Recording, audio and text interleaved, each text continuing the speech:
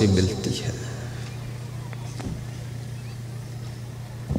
और 3 चीजें दुर्लभ हैं संसार में, मानुष तन सदगुरु मिलब, मोक्ष हुई इच्छा होय, दुर्लभ तीनों परम है,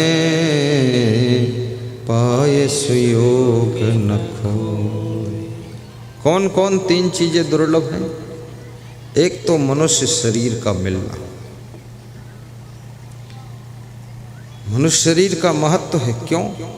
इसमें स्वतंत्रता है, मनुष्य शरीर में अधिकार है, मनुष्य शरीर में विकसित बुद्धि है, और मनुष्य शरीर मोक्ष का द्वार है, और मनुष्य शरीर में भक्ति करने की सुविधा है, सत्संग सुनने का संयोग है। इसलिए मनुष्य का शरीर मिलना सौभाग्यशाली बताया गया है। दूसरा, सद्गुरु मिलब। सद्गुरु का मिलना कठिन है, और सद्गुरु मिल जाए तो अपने अंदर मोक्ष की इच्छा होना कठिन है। मन में ऐसा होता है कि चलो अगले साल गुरु जी आएंगे तब गुरु मंत्र लूँगा, अगले साल आएंगे तब सत्संग सुनने चलेंगे दर्शन करने के लिए, फिर अगले साल आएंगे तब गुरु जी को दान पुण्य कर दूंगा, अभी नहीं दूंगा। टालता है मन, मोक्ष की इच्छा नहीं होती है। इसमें इतने लोग बैठे हैं, ये मोक्ष चाहने वाले सब नहीं बैठे हैं। ज़्यादातर लोग सुख शांति चाहते, आशीर्वाद चाहते। और 3 दिन के सत्संग में मैं अपने गुरु श्री क्षमादेव जी से भी आशीर्वाद मांगता हूँ कि आप सभी की एक एक शुभ मनोकामना पूरी हो, एक एक शुभ मनोकामना पूरी हो। शुभ मनोकामना एक, 10-20 नहीं, एक। और आपका एक मन गुरु के चरणों में सदैव बंधा रहे, ऐसा आशीर्वाद दिया जाता है।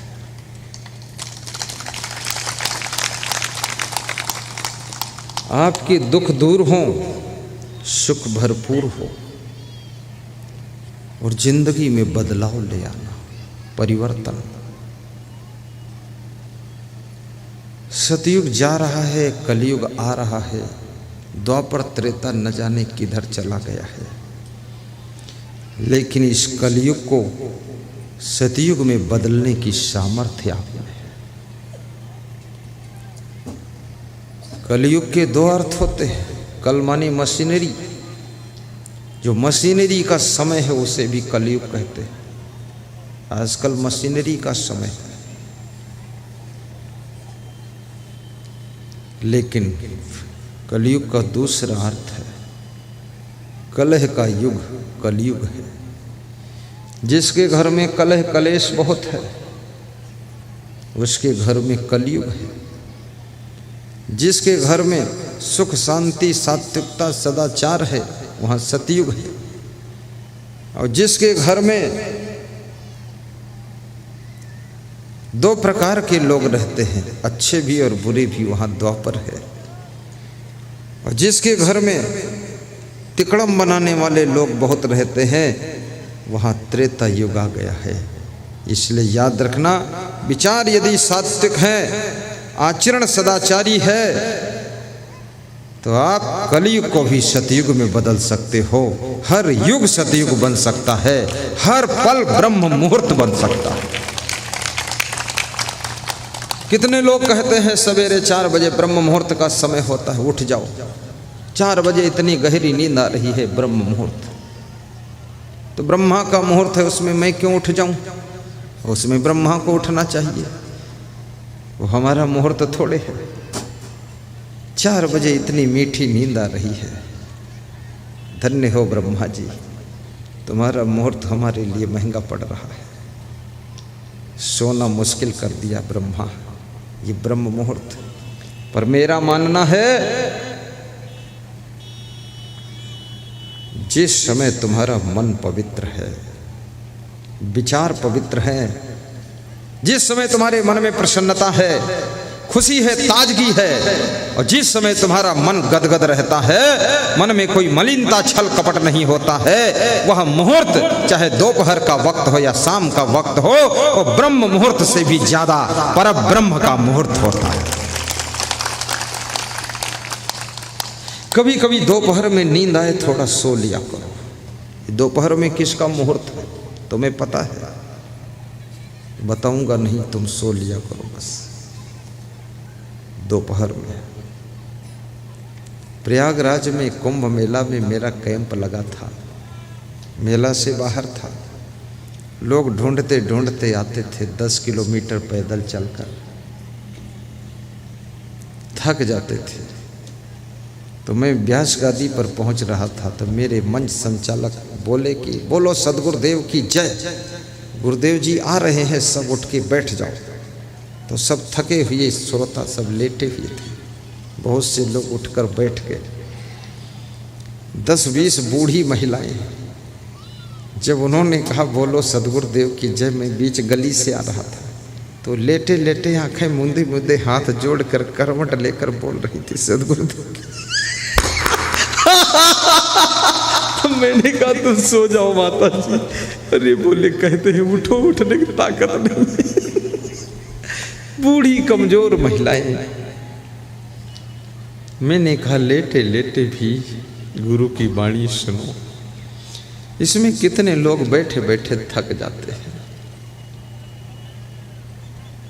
ये तो देहात के नर नारी हैं तो बैठने की आदत है, थोड़ा बैठ जाते।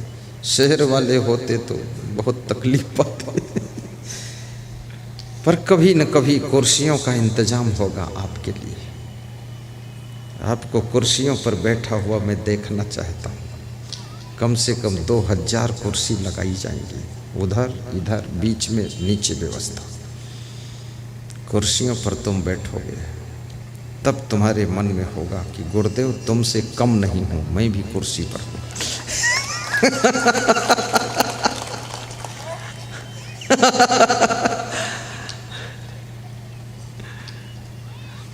कई जगह मैंने कुर्सियों का प्रबंध करवाया है।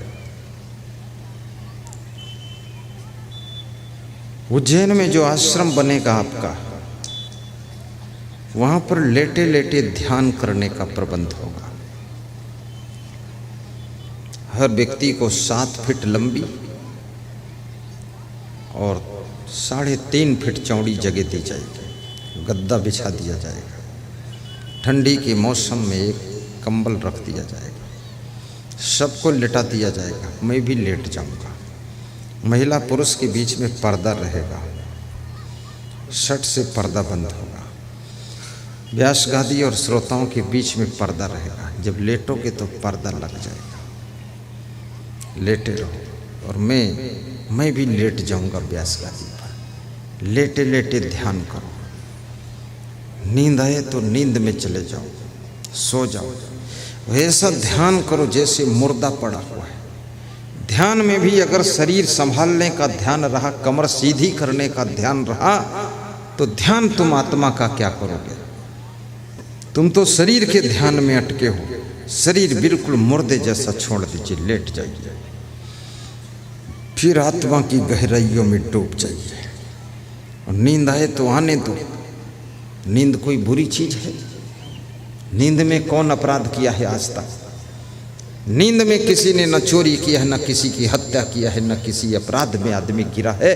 नींद में आदमी ने व्यभिचार भी नहीं किया है। नींद में आदमी ने कोई खुराफात मारपीट भी नहीं किया है। नींद तो पुण्य का क्षण है। और गहरी नींद में सो जाओ तो उस समय न कोई पाप है, न ताप है, न संताप है, न त्रैताप है, न कोई श्राप है। कौन है? केवल आप हैं और कोई नहीं है।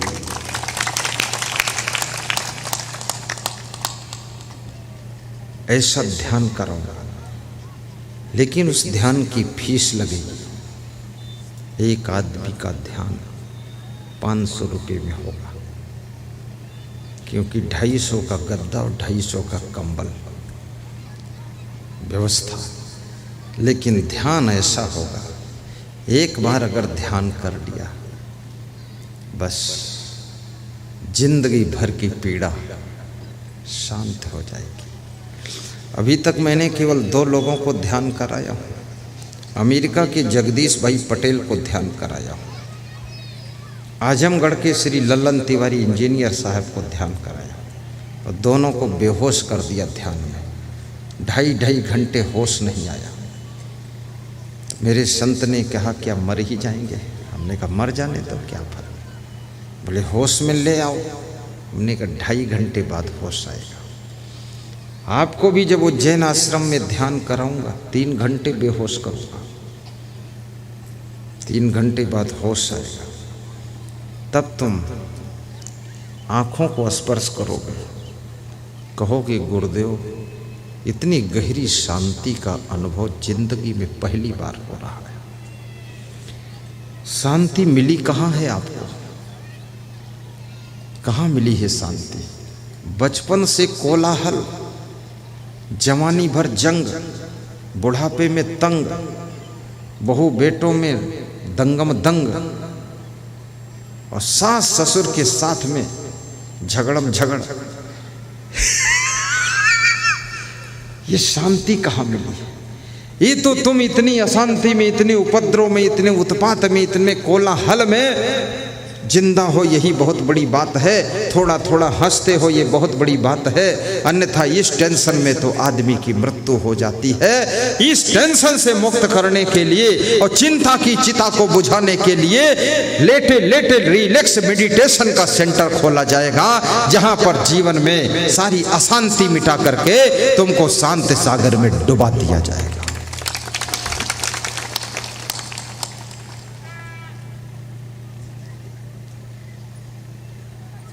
और शांति मिल जाए तो फिर क्या चाहिए?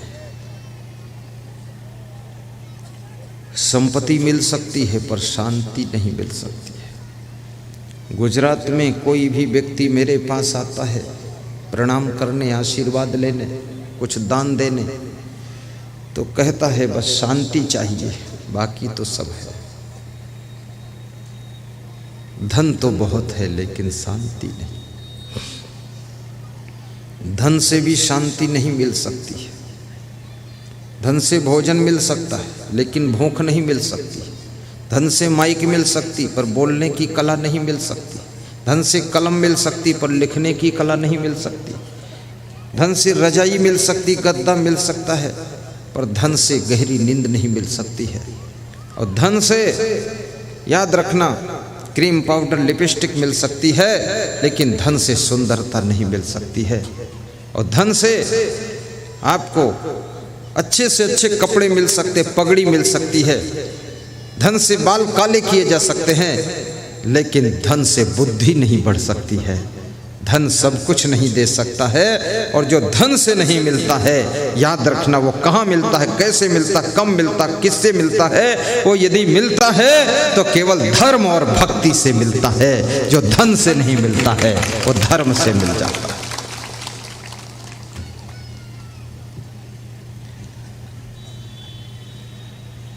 भाव दो, भक्ति दो, भक्ति की शक्ति दो, मुझको इसके सिवा कुछ नहीं चाहिए, कुछ नहीं चाहिए। भाव दो, भक्ति दो, भक्ति की शक्ति दो, मुझको इसके सिवा कुछ नहीं चाहिए, कुछ नहीं चाहिए। धर्म वरदान दो, सत्य का ज्ञान दो, मुझको इसके सिवा कुछ नहीं चाहिए, मुझको इसके सिवा कुछ नहीं चाहिए। शांति शांति शांति कैसे मिलेगी? आज फार्मूला बता देता हूँ। हर व्यक्ति की बात का जवाब न दिया करो, शांति मिलेगी। कोई उल्टा कहता है तो सुनकर मुस्करा दिया करो तो शांति मिलेगी। बात से बात लड़ाया न करो तो शांति मिलेगी। तुम्हारा मुद्दा सही है फिर भी थोड़ा गम खा लिया करो, शांति मिलेगी। साथ में रहने वाले 3 बार गलती करें, उनको क्षमा कर दिया करो तो शांति मिलेगी। धन की हानि को भी सह लिया करो तो शांति मिलेगी। कोई अपमान तुम्हारा कर दे फिर भी दुखी न हुआ करो तो शांति मिलेगी। कोई सामान चोरी में चला जाए, किसी को बताया न करो और मन में सोच लिया करो कि दान में चला गया तो शांति मिलेगी।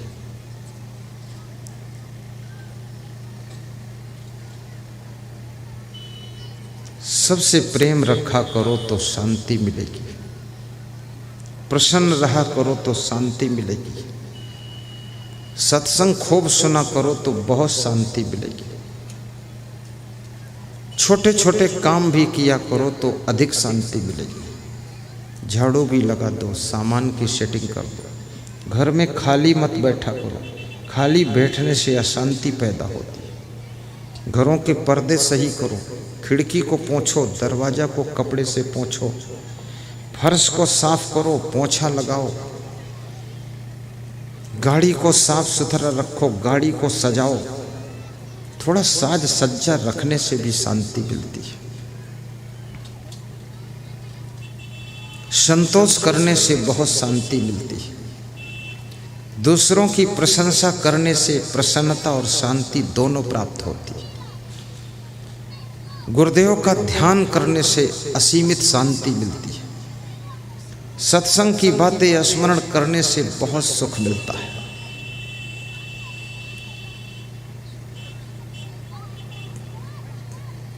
कल रात का सत्संग में आज सुबह सुन रहा था तो मुझे बहुत हंसी आ रही थी। मैं सब सुना रहा था उस सत्संग में, कुछ बालों की बात सुना रहा था, गुल्लम गुल्ला क्या क्या, तो मैं सोच रहा था इतना आनंद आ गया। किसी कमजोर की मदद करने से भी तुमको सुख मिलेगा।